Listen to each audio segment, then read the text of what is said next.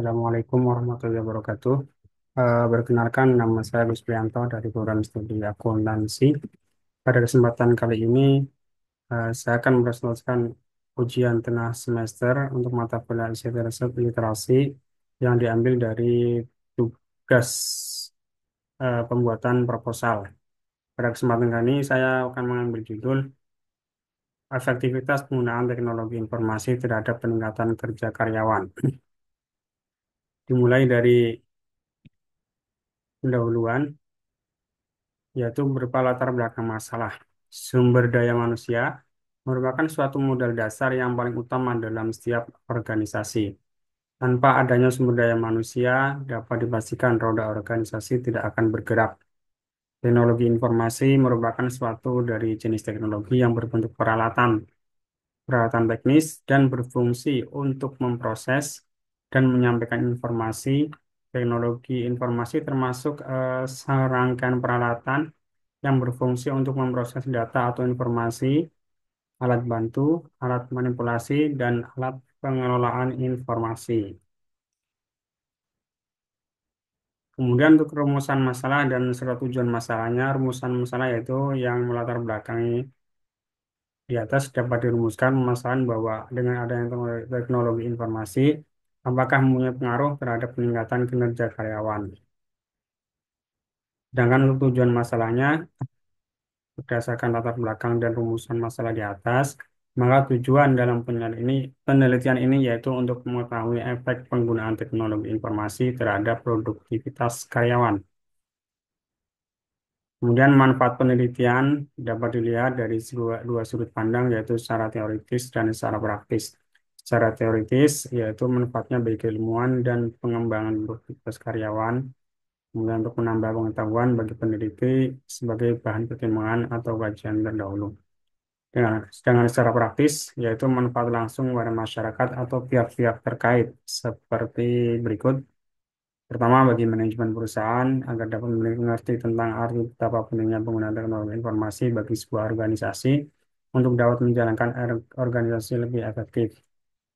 Kemudian bagi karyawan yang membaca hasil dari penelitian ini akan mendapat pengetahuan baru tentang penggunaan teknologi informasi yang dapat membantu berbagai macam jenis pekerjaan dan aktivitas sehingga dapat melakukannya menjadi lebih efektif.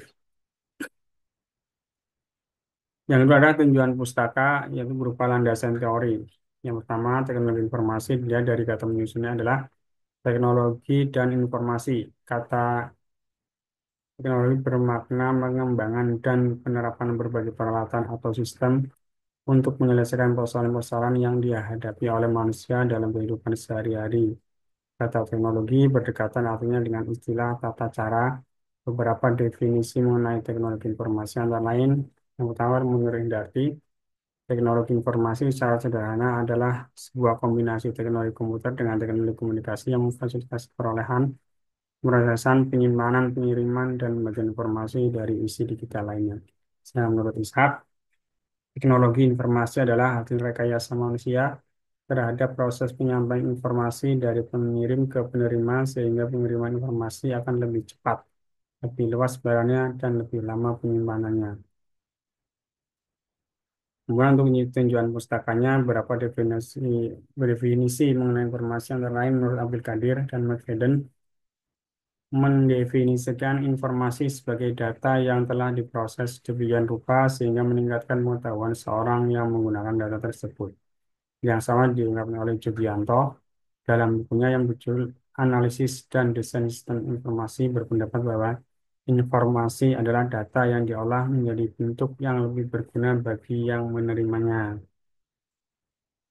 Kesimpulannya adalah informasi merupakan sekumpulan fakta-fakta yang telah diolah menjadi bentuk data sehingga dapat menjadi lebih berguna dan dapat digunakan oleh siapa saja yang membutuhkan data-data tersebut sebagai pengetahuan ataupun dapat digunakan dalam pengambilan keputusan.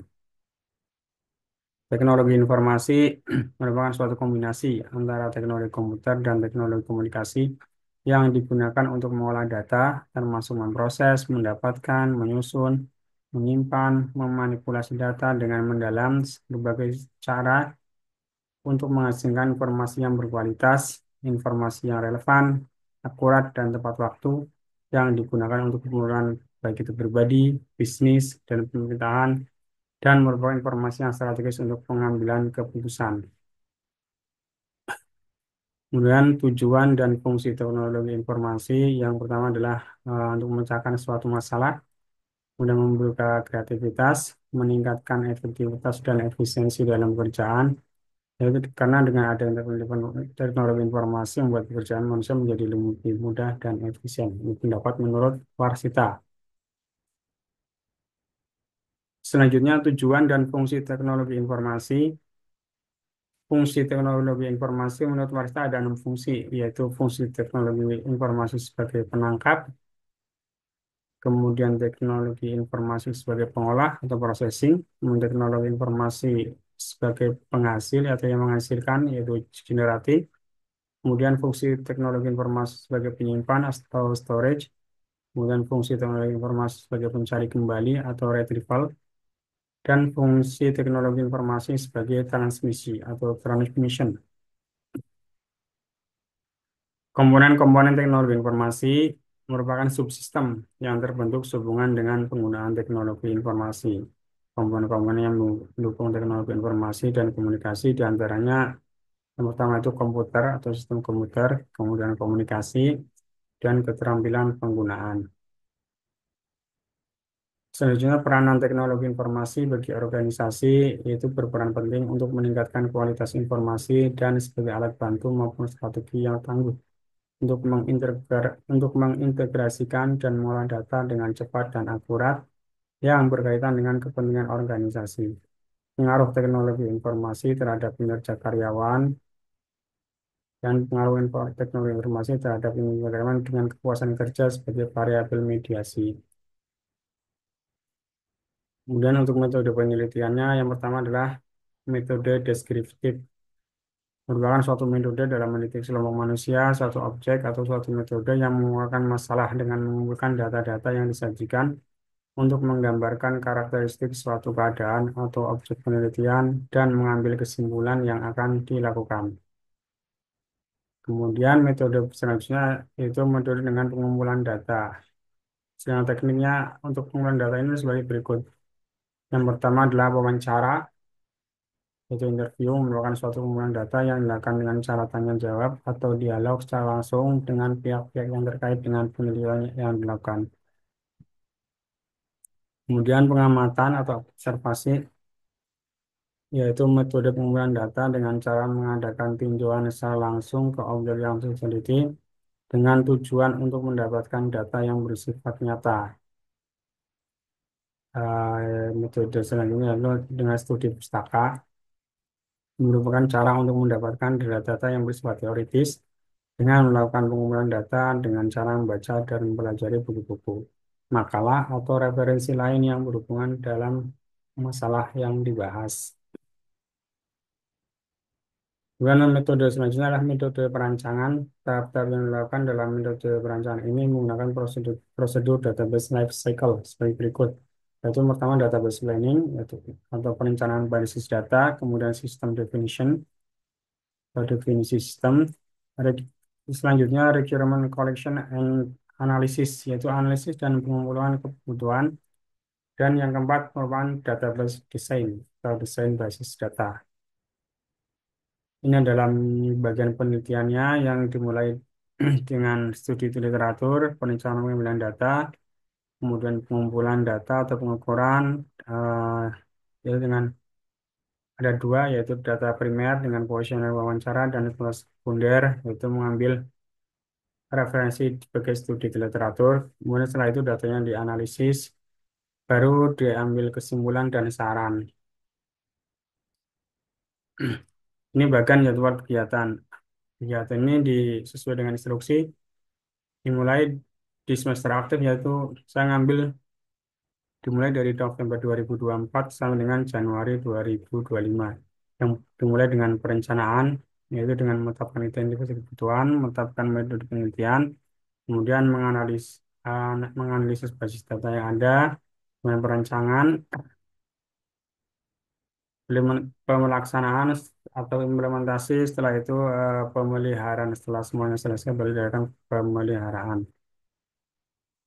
Target pencapaian pengaruh teknologi sistem informasi, yaitu berapa pengaruh yang terjadi dari teknologi sistem informasi terhadap kinerja karyawan. Yang pertama adalah peningkatan efisiensi. Sistem informasi yang efektif dapat mengotomatisasi tugas-tugas rutin, mengurangi beban kerja administratif, dan meningkatkan efisiensi operasional secara keseluruhan. Ini memungkinkan karyawan untuk fokus pada tugas-tugas yang lebih strategis dan berorientasi pada nilai tambah.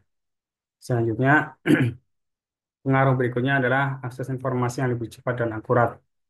Teknologi sistem informasi memungkinkan akses yang lebih cepat dan lebih mudah ke informasi yang dibutuhkan oleh karyawan untuk melakukan tugas-tugas mereka. Hal ini dapat meningkatkan produktivitas dan pengambilan keputusan yang lebih baik. Pengaruh selanjutnya adalah kolaborasi yang ditingkatkan. Sistem informasi seringkali mendukung kolaborasi antar karyawan dengan menyediakan platform untuk berbagai informasi, berkomunikasi, dan bekerja sama dalam proyek. Hal ini dapat meningkatkan kreativitas, inovasi, dan efektivitas tim. Pengaruh selanjutnya adalah peningkatan kualitas layanan. Dalam industri layanan, teknologi sistem informasi dapat meningkatkan kualitas layanan yang diberikan kepada pelanggan dengan memungkinkan karyawan untuk mengakses informasi pelanggan secara cepat, merespon permintaan dengan lebih efisien, dan memberikan layanan yang lebih personal. Selanjutnya, yaitu fleksibilitas kerja yang lebih besar. Beberapa teknologi sistem informasi memungkinkan karyawan untuk bekerja dari jarak yang jauh atau secara fleksibel yang dapat meningkatkan keseimbangan kehidupan kerja pribadi dan kepuasan kerja secara keseluruhan. Selanjutnya adalah pengaruh berikutnya peningkatan kemampuan analisis dan pengambilan keputusan. Sistem informasi yang canggih dapat menyediakan data yang lebih banyak dan lebih akurat untuk analisis, membantu karyawan dalam membuat keputusan yang lebih baik dan terinformasi. Pengaruh selanjutnya yaitu peningkatan transparansi dan akuntabilitas. Dengan sistem informasi aktivitas, dengan sistem informasi, aktivitas dan kinerja karyawan seringkali dapat dilacak dengan lebih baik untuk meningkatkan transparansi dan akuntabilitas dalam organisasi. Selanjutnya, peluang pembelajaran dan pengembangan profesional. Implementasi teknologi sistem informasi yang baik dapat menyediakan peluang bagi karyawan untuk belajar dan mengembangkan keterampilan baru dalam menggunakan teknologi tersebut yang dapat meningkatkan kepuasan kerja serta kemajuan karir dari karyawan itu tersebut. Kemudian tantangan sistem teknologi informasi yang pertama adalah kebutuhan untuk adaptasi terhadap perubahan dengan perkembangan teknologi yang cepat membutuhkan pembaruan infrastruktur IT. Kemudian masalah privasi data berupa ancaman siber seperti malware, ransomware, dan serangan phishing dan perlindungan data terjadi di era digital, misalnya GDPR atau regulasi yang semisal. Kemudian risiko kelelahan digital yang bersama pada lingkungan dari pusat data yang memerlukan konsumsi energi yang besar. Selanjutnya adalah adaptasi dan implementasi teknologi baru berupa tantangan dalam mengintegrasikan teknologi baru dengan sistem yang sudah ada dan resistensi dari pengguna atau karyawan terhadap perubahan teknologi. Hasil akhirnya adalah efektivitas dan hasil menggunakan teknologi informasi. Pencapaiannya adalah karyawan memiliki etika baik, sehingga karyawan dapat fokus pada tugas yang lebih strategis, kemudian memiliki motivasi tinggi dengan meningkatkan keterampilan dan keahliannya. Selanjutnya, selalu menjalankan evaluasi yang diberikan untuk mengurangi kesalahan dan meningkatkan akurasi kerja. Selanjutnya adalah peningkatan produktivitas dengan bekerja yang lebih fleksibel tanpa batasan lokasi. Dan yang terakhir adalah kolaborasi yang lebih efisien antar tim, terutama untuk organisasi dan dengan karyawan remote atau yang berada di lokasi berbeda. Ini merupakan daftar pusaka yang merupakan sumber referensi yang saya ambil dalam penyusunan proposal ini. Di antara adalah ya, penerangan sistem informasi dari yang di penulis Abdul Qadir, kemudian Fajar tahun 2022 dengan judul Pengenalan Nilai Budaya dan Etika bagi Mahasiswa, kemudian Kristanto Andri yang dengan judul Perancangan Sistem Informasi dan Aplikasinya, dan yang lainnya. Demikian eh, akhir dari presentasi saya dalam ujian tengah semester untuk mata kuliah ICT Literasi. Atas perhatiannya, saya ucapkan terima kasih. Assalamualaikum warahmatullahi wabarakatuh.